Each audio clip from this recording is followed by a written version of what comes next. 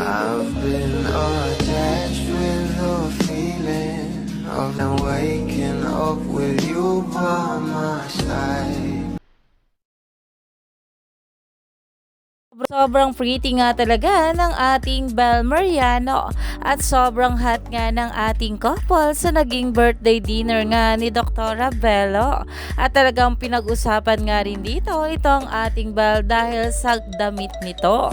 Narito nga guys ang sabi ng isang bashers, pretty pero ang cheap ng top niya, huhu.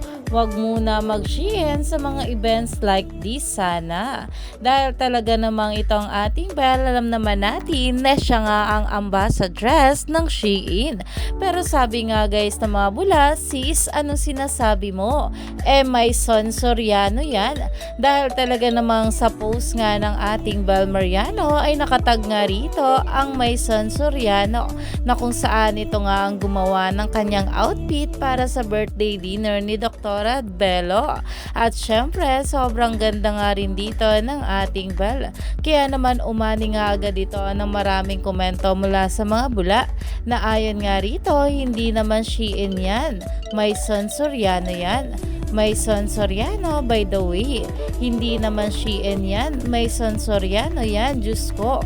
Fact-check muna bago kuda.